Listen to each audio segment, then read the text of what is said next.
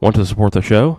There are several ways to do that. One is to give us a 5-star rating to help people find us. Another is to become a patron of our show.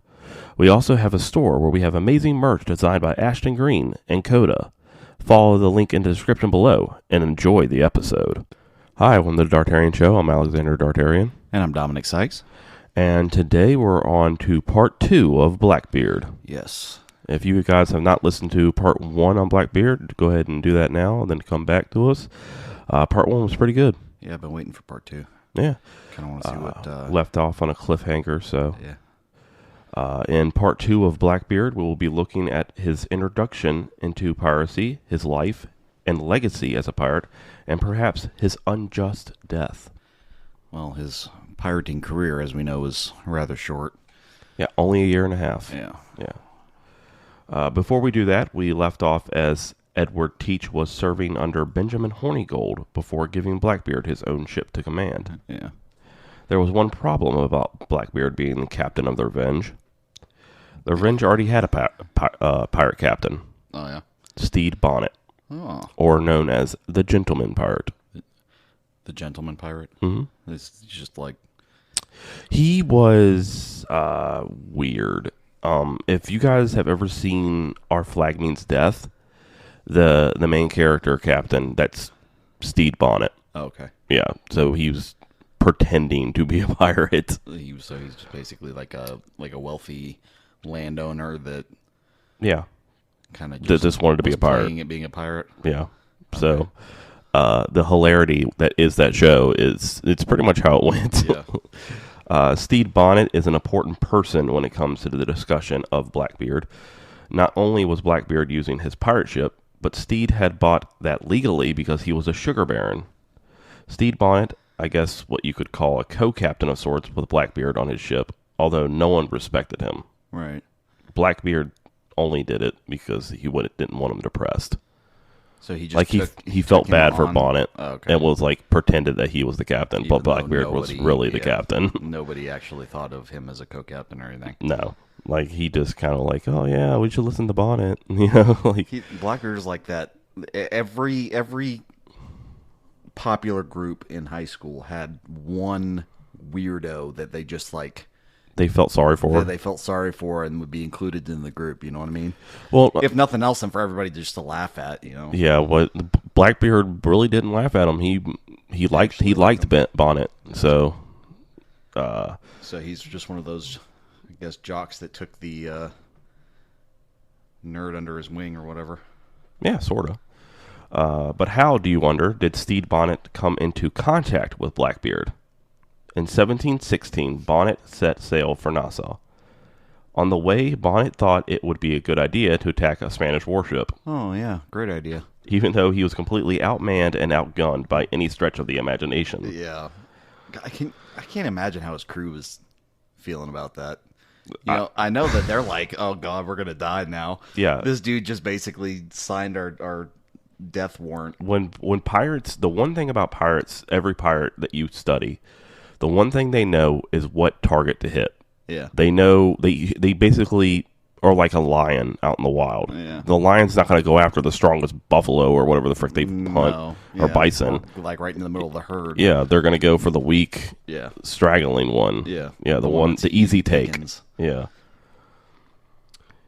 When they were set upon by Hornigold and Blackbeard, oh, sorry. Skip that part. Bonnett was wounded and a quarter of his crew had died. Right? Wow.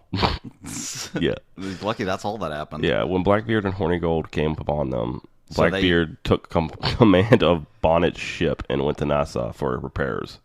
So Hornigold and Blackbeard showed up? Just happened to show up, or? No, they ran into him. Like, they were on their way back to Nassau because they had, like, literally... Bonnett was near death. Yeah.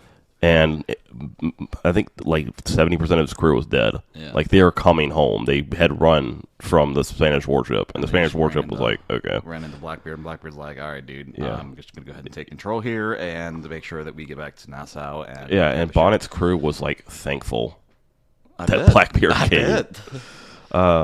But that's one story. Some believe that the story was made up to cover for Bonnett losing control of his ship and to spare him of embarrassment. Yeah. So, so maybe he was just Yeah, he just got taken by Blackbeard, and Blackbeard was like, hey, let's just say you got attacked by a Spanish warship, and you needed to step down as captain. Right. I don't know how that saves from embarrassment, because, like, he took on a warship. Yeah, it's still pretty embarrassing. Yeah, it's still but Blackbeard and Bonnett were terrorizing the eastern seacoast up and down from the Caribbean to Newfoundland, Canada, modern-day Canada. That's than Bonnett. Yeah, more Blackbeard, yeah. When they left Delaware Bay, sailing towards Nassau, they came across a prize so magnificent that they couldn't resist taking it. The Concorde. Huh. The Concorde was a French ship that was a frigate, unlike the sloops that pirates preferred. The Concorde was just as fast as them, but boasted more firepower. Yeah. They liked the sloops because they could go through the shallows. Yeah. They were really fast. They were designed for quick in and outs, like kind of like a drive-by of sorts. They weren't good for drawn-out battles or no. Like that. Like if they went against a warship, they would lose. Yeah. But as you are going to see, this ship will hold its own. Mm. So Blackbeard and Bonnett took the Concorde, and Blackbeard gave the Revenge back to Bonnett. Okay. Sorta. Yeah. He promoted another person to captain, Richards. Yeah. But Richards did the same thing. As co-captain. He's just like a mascot. Yeah, basically. Why did they like him so much? That's what's weird about it to me. Because he was trying, and like, I don't know. I think there was a rumor that Blackbeard and Bonnett were romantic, and I don't know that for sure, but it's a rumor. Right. So Blackbeard I think this Blackbeard probably saw a little bit of himself in him, and if he was a loser, I guess. I don't know. He felt pity for him. Yeah. Blackbeard, as fearsome as he was human. Yeah. So Blackbeard sailed the ship to an abandoned inlet so he could strip it down to become his famous pirate ship, the Queen Anne's Revenge. So they took the Concorde. The Concorde became the Queen Anne's Revenge. Yep. How did they beat it? Masterfully, actually. Basically, what they did is they had the French flag up. Yeah. Or the Spanish flag. I'm sorry. Yeah, the French flag up, because it was a French ship. It seemed like it was. And sailed up to them, right? Yeah. And at the last second, they raised the Jolly Roger, and by then it was too late. Yeah, they're right there. And they had taken it, and Blackbeard had ribbons all in his beard, and like wicks underneath his hat, and he lit them, and he came in, and the French captain of the Concorde was like, he literally said that he was a demon. His eyes were red. And he came in, and this is where we get our this is where we get our famous depiction of him, is because he let everyone go on the ship. Yeah. He was just like, okay, like he took crew. He asked who wanted to be part of his crew. Right. Whoever wasn't, they sent off on a longboat. Yeah. To go somewhere else. Them. Yeah, he spared them. So that's how we know so much about this attack and the Concorde and everything. Because the survivors. Yeah. Could tell about it. But after he took it. Like I said, he took it, and it wasn't really that much of a battle. He just came on and scared the shit out of him. Was like, okay, we give up. Yep, that's it.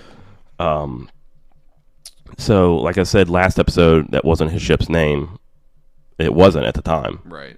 At the time, the first game was given to him was just the Revenge. Yeah, it was just the Revenge. And then he made the Concorde into the Queen Anne's Revenge. Yeah, his most famous ship, the ones that's synonymous with him. Who, when you know Blackbeard in every depiction of book or movie, it's the Queen Anne's Revenge. Right.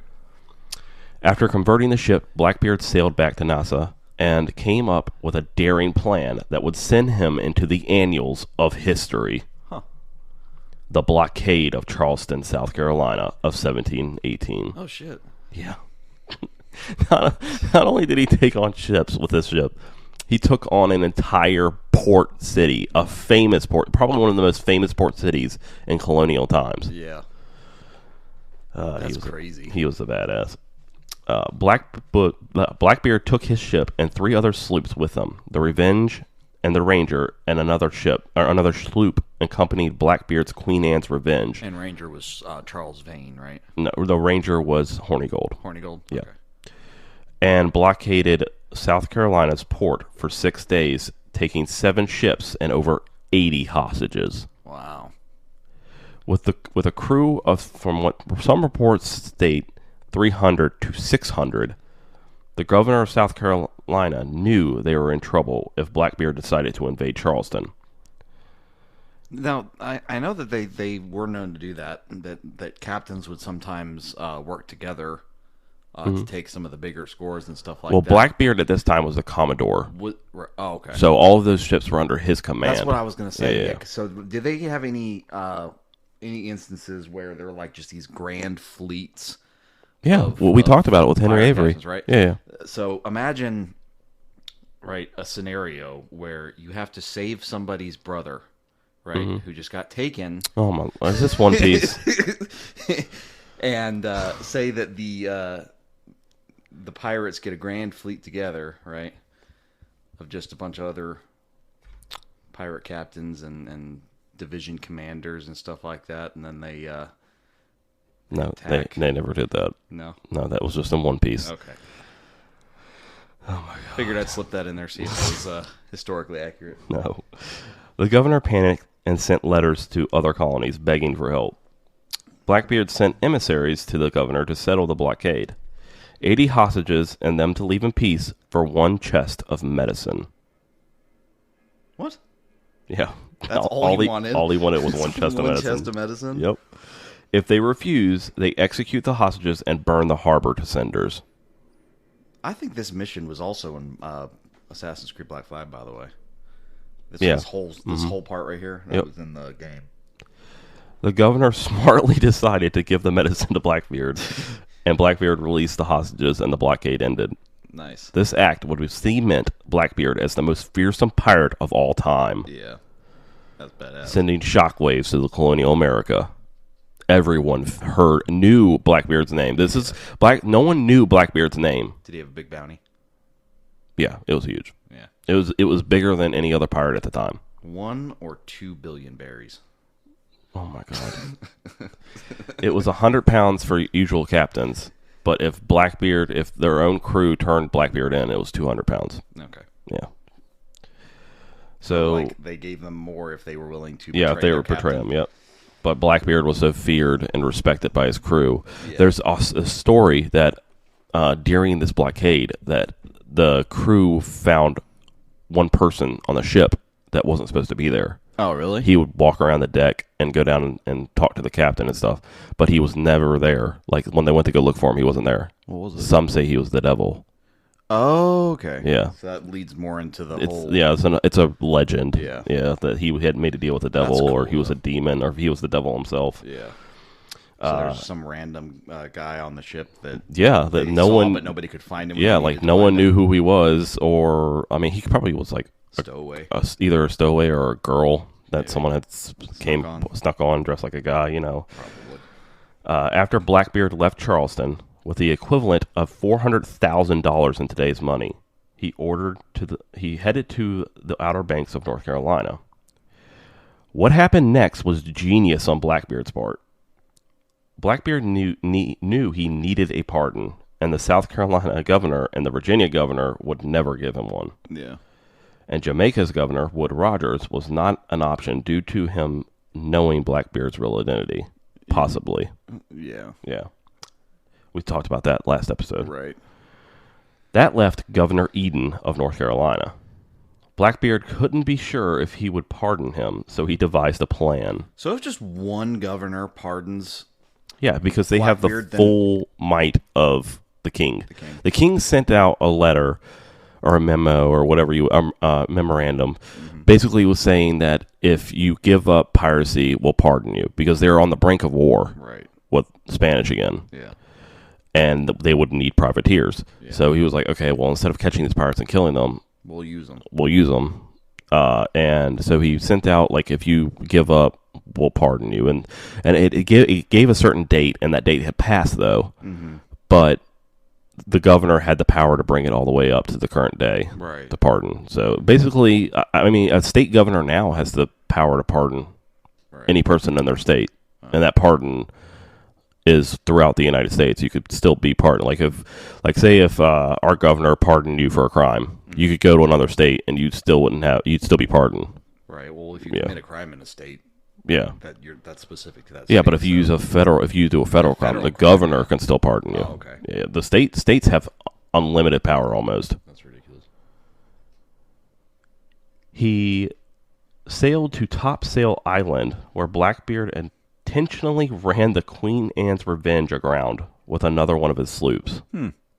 Losing both, he sent Stede Bonnet to ask for a pardon from the Governor Eden, saying that if he was pardoned, he could have the Revenge back as his own ship. Believing Blackbeard would never betray him, he did as he was told. Blackbeard stripped the Revenge, Queen Anne's Revenge, and the grounded sloop and loaded everything on his remaining sloop and sailed to Okochok Island.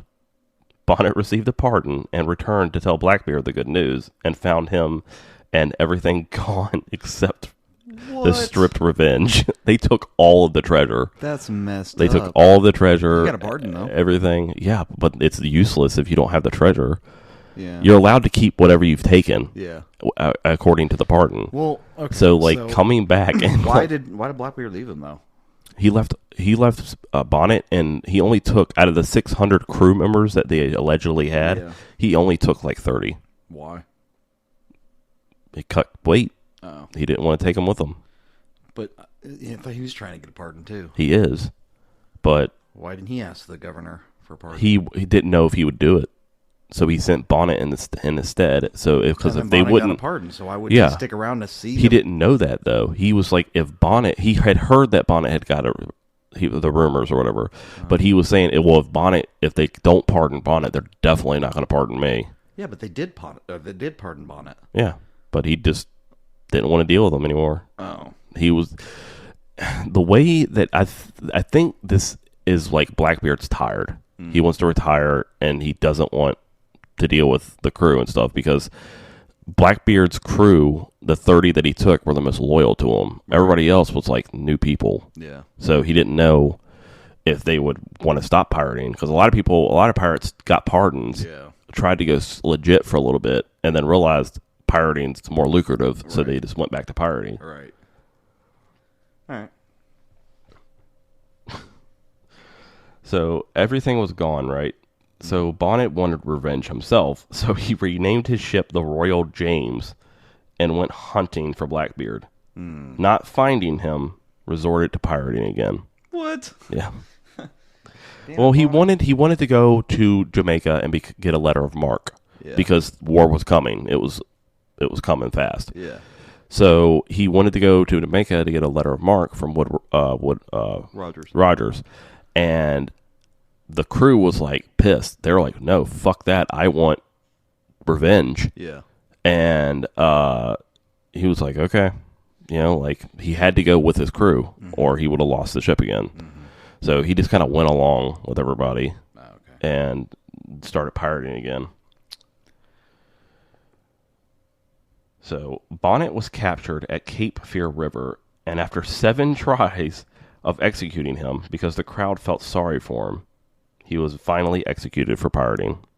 You mean like 7 tries? Like they tried to carry out the sentence 7 times, and because the crowd was so outraged, and because they felt so sorry for him, because you're allowed to give a word, 5 minutes basically, to plead your case and stuff, and they felt so sorry for him they wouldn't hang him. Well, then how come they just kept doing it until finally the crowd was all right, whatever. They needed to make an example, and Stede Bonnet was the first prominent pirate that was executed in the colonial Americas. Wow! So it was important that they needed to execute him. Make an example. Make an example of him and stuff.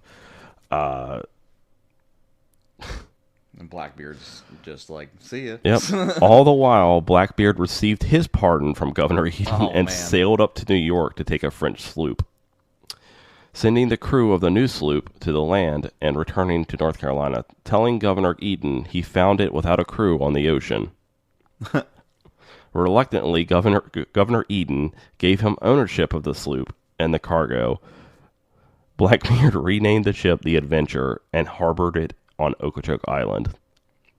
The Virginia governor, Spotswood, saw this as corruption on part of Governor Eden and sent out 2 pirate hunters to capture and kill Blackbeard. Wasn't that Spotsylvania County in here in Virginia named after him? Yes, that was his farmland. Okay. The entire Spotsylvania County was his land. That's cool. Yeah. That's a big land. Spotsylvania County's huge. I had family that lived up that way. Yeah. The Battle of Okochok Island was Blackbeard's last stand. 2 sloops snuck around. Was that kind of his island, Okochok Island? Yeah, he'd taken it. Yeah. It was his. It was pretty much abandoned. Nothing was there. Right. So a lot of the Outer Banks areas were like just logging, logging towns and natives and stuff. And Blackbeard kind of just took over Okochok. Yeah. It snuck around the side of the island to surprise Blackbeard and his crew of about 30 men. On November 22nd, 1718, Lieutenant Robert Maynard had indeed surprised Blackbeard, and a grand battle had ensued. Blackbeard boarded Maynard's sloop, assuming there would only be a handful of men on board. But what Blackbeard didn't know was most of the men were below deck. Mm-hmm. As soon as Blackbeard boarded, the men from below charged up and killed most of Blackbeard's men. Oh, man. Blackbeard and Maynard battled. Blackbeard received several bullet wounds and over a dozen cuts during this exchange. After he had cut Maynard's sword in half from his brute strength, jeez, another sailor cut Blackbeard's throat, but he did not die. Goddamn. Blackbeard looked at the boy and said, "That was a good strike, son." And the boy responded, "You should see my next one," and cut Blackbeard's head off, thus ending the bloody and deadly battle. Wow. Yeah. That's a badass way to die. Yeah. And the most famous painting of Blackbeard is that battle. Yeah. So he had also told a sailor named Black Caesar, a freed slave that he had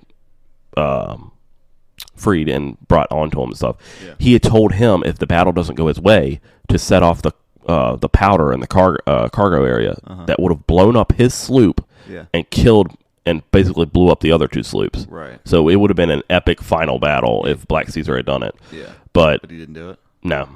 He was caught before he could do it. Oh, that sucks. So, yeah. That's badass, though. Yeah. Blackbeard's head and crew were taken back to Virginia and ended Blackbeard's reign of terror of piracy forever.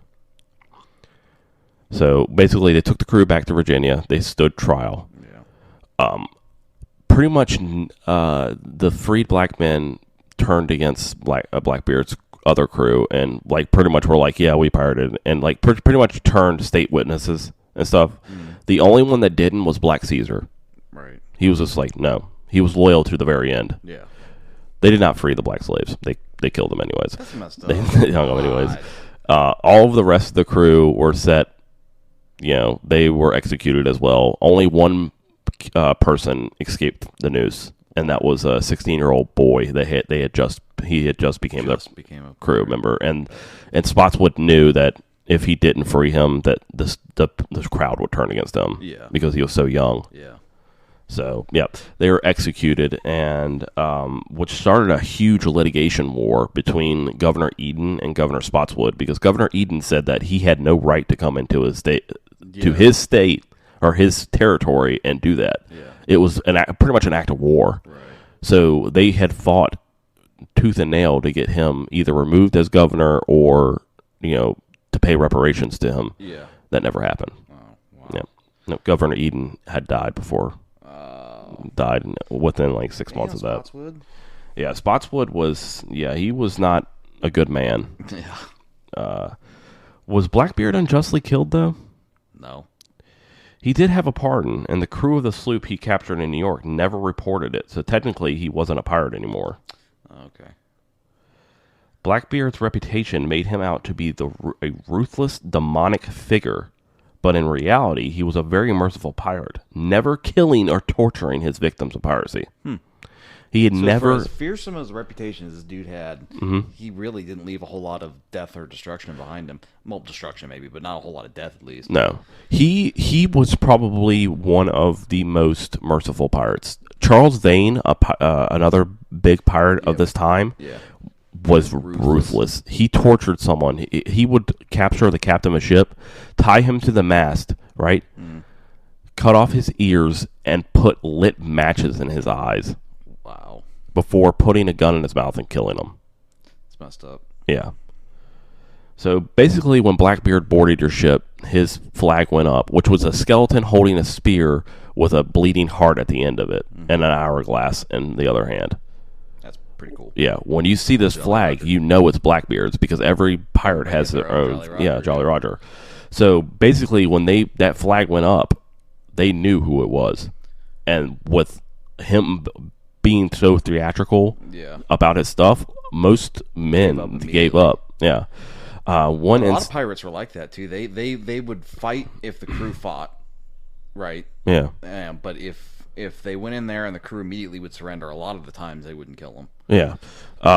There was also another captain, Captain Edward Lowe. He was very ruthless. He would wipe out entire crews and stuff. Blackbeard knew if you killed crew or captain or anything of these merchant ships that their pirate hunters were sent out faster. Yeah. So basically, he tried to do it as clean as possible. Which is smart if you think about it. And it makes a good captain because part of being a captain is that you protect your crew. Yeah. So he knew throwing your damn crew into battle every single time. So I mean, he was very smart in that aspect. He was a very good leader. Yeah. So there will be things we never know about Blackbeard, but we do know one thing for sure. He will live throughout history as the greatest pirate to ever live. Yeah.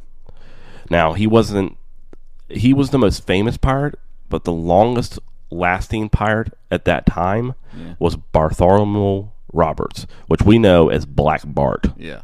He was the last prominent pirate to be killed. Really? Yeah. How did he? Well, we'll talk about it some other time. Yeah, Bartholomew Roberts it's actually a really good pirate to go into and everything. Well, there's a lot of really cool pirates.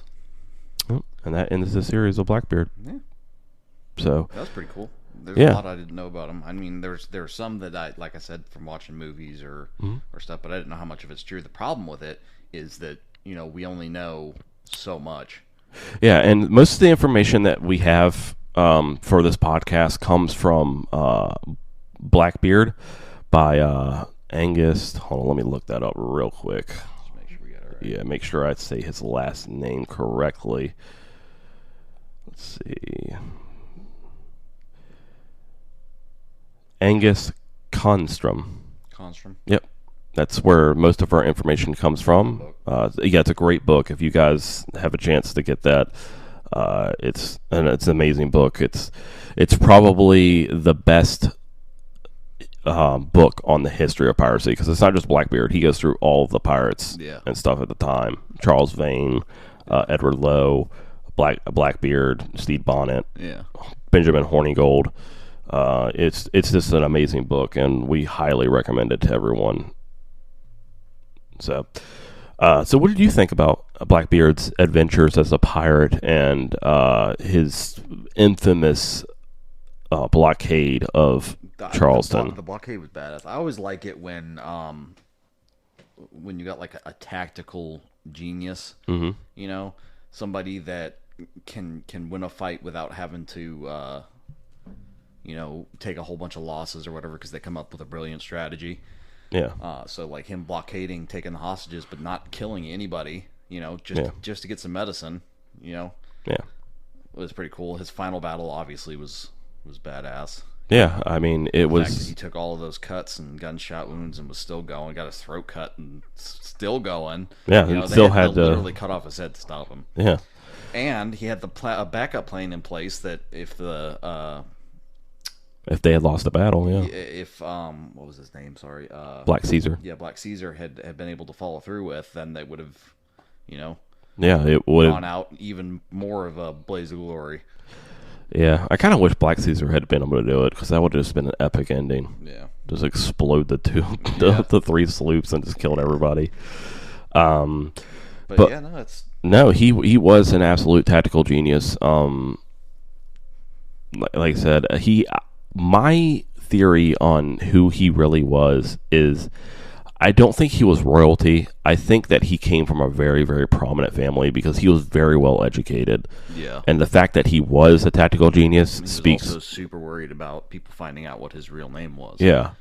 So, And he which wouldn't really make sense if he did not come from a prominent yeah, family. absolutely. And because obviously it's not as bad as now or social media. As we know, well, from what we know of the type of character that Blackbeard has, he probably wouldn't want his family drugged down with him when he's doing his pirating. So that's Yeah. another big reason probably why he didn't want anybody to know his real name. Absolutely, man. And like I said, it was such a privilege to look into Blackbeard's life and to find out everything he had done, which got me really excited about other pirates as well, because Blackbeard was the most feared pirate and stuff, even though that he wasn't the most violent. It's weird that we romanticize what you would call criminals as much as we do, and it's not just pirates. It's Vikings. Yeah. Everybody loves Vikings. But they raided and pillaged and Raped. You got the outlaws in the West. Everybody loves a good Western. But why do we do that? Why do we romanticize what I think really deep down bad things? we want to do it. It's like a It's kind of like we're living fascination. vicariously through them. Like, oh my God, that's the ultimate freedom, being on out in the sea and just doing whatever you wanted and living like that. It was at that time. It was the way to live. yeah, the way to live, and it was exciting, and just like people in the colonies were like, there was some that like abhorred it, and there was others that were like, oh yeah, I can't wait to read about it stuff. And there's a lot of news articles at this time about Blackbeard, and some were positive and some were like, oh, the like Blackbeard, the devil, and we get a lot of information from those as well, just seeing what they said and everything. But yeah, thank you guys for listening to Blackbeard Part 2. We only have one more episode in the season. Yep. Next week will be our season finale. It's going to be on cursed objects. Might be fun. We're definitely going to do through some objects, and we may even do some movies, just some movie sets and everything that were cursed. Yeah. And just cursed stuff, man. Yeah. Doesn't necessarily have to be just Yeah, but we're going to stick mostly with objects because there's a lot of cursed objects. It'll just turn into like haunted places. Yeah, almost, yeah. So thank you guys for listening. We will see you next week for the finale. And we got some really good stuff planned for season 5. There's a new design out on the store. Yeah. If you guys want to go check that out by Ashton Green, an amazing artist. We'll see you next week for Cursed Objects. Thank you. Thanks.